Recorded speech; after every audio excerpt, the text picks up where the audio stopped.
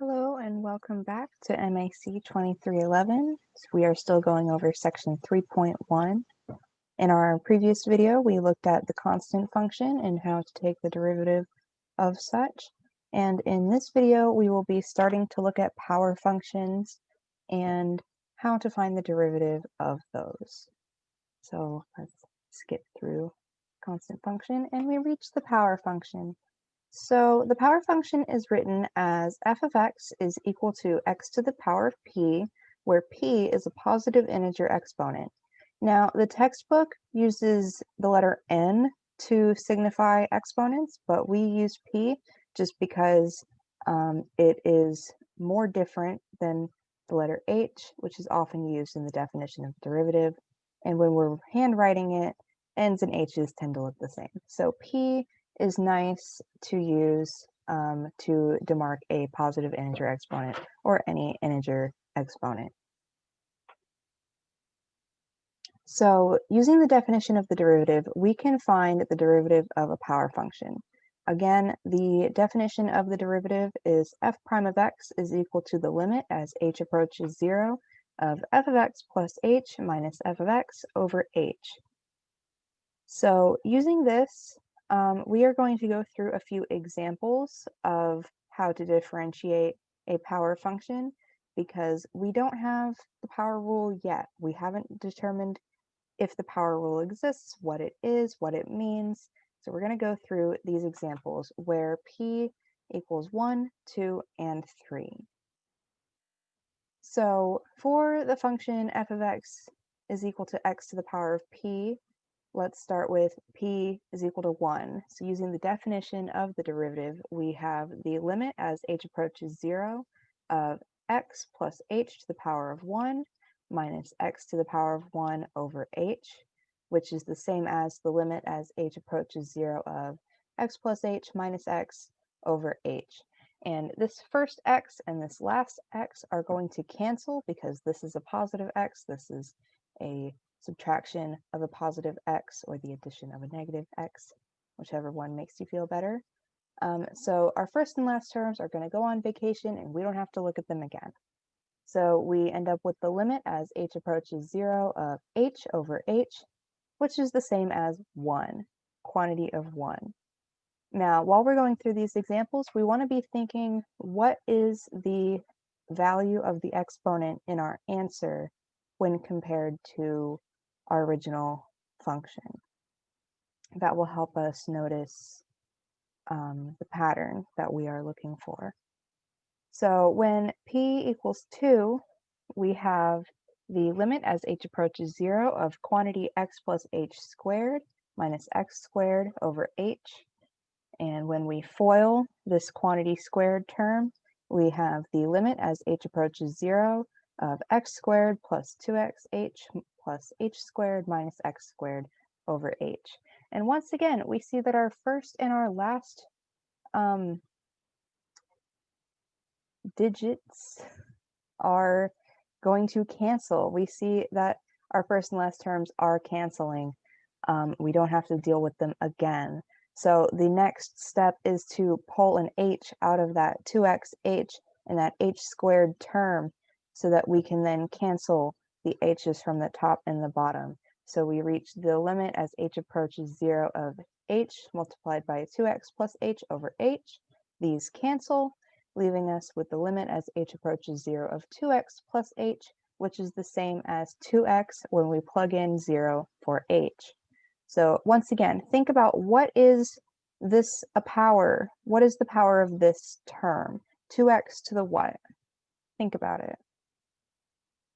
Our last example is when p is equal to 3, we have the limit as h approaches 0 of quantity x plus h cubed minus x cubed over h, leaving us with the limit as h approaches 0 of x cubed plus 3x squared h plus 3x h squared plus h cubed minus x cubed over h.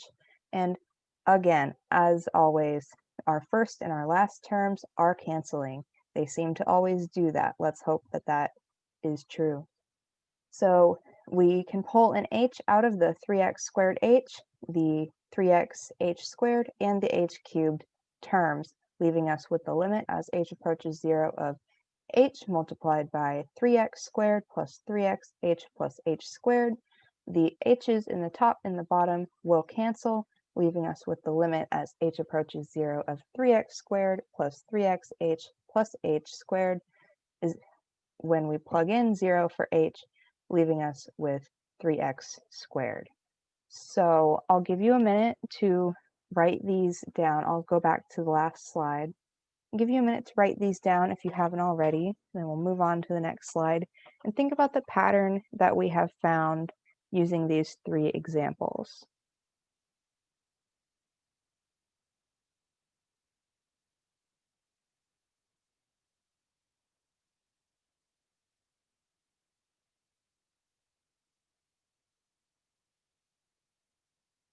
Okay, and here's the last example. If you haven't written it down yet, I highly recommend that you write these three examples down because they will help you recognize the pattern that we're looking for when differentiating the power functions. So the thing that I've been hinting towards is that the exponential value of our solution is one less than where we started. So we started with f of x is equal to x to the power of 3 in example 3. And we ended with f prime of x is equal to 3 times x to the power of 2. So 2 is 1 less than 3. The same happened in all of our previous equations. Let's look back at those. So in our first example, we had f of x is equal to x to the power of 1, and x to the power of 1 is just x, as we see in our second step here.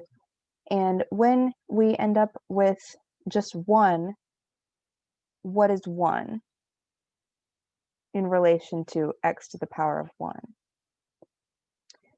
1 is the coefficient of x to the power of 1. So when we end up with just that, that means that we have 1 times x to the power of 0, which would just be 1 times 1. We can pretend that we have a little x here to the power of 0, and that helps us see the difference in our exponential values. That's 1, it would be 0 over here in our imaginary x. That's 1 less than where we started. And same in our second example, we have 2x as our solution, that is x to the power of 1, when we started with the power of 2. 2 minus 1 is 1. All right, so pattern recognition. The pattern that we notice is that our exponential value of our solution is always 1 less than where we started. And from this, we have discovered the power rule, which states that f prime of x is equal to p times x to the power of p minus 1. This first p is equivalent to our original exponential value. So if we have f of x is equal to x squared, we have the 2 in front, 2 minus 1, leaving us with the 2x, just like example 2. So yes, please write down this power rule. The power rule is super important in this unit. It will be very helpful in the rest of this class. If you've taken calc before, this isn't anything new to you, but it is a friendly face to see. It's nice to see the power rule coming back to us. All right, moving on. So our next video is going to focus on how to prove the power rule.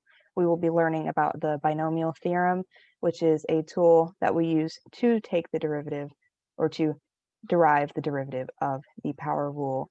So I will see you in the next video. If you have any questions on this video, please let me know and ask me and ask the professor, and hopefully we can answer them as best as we can.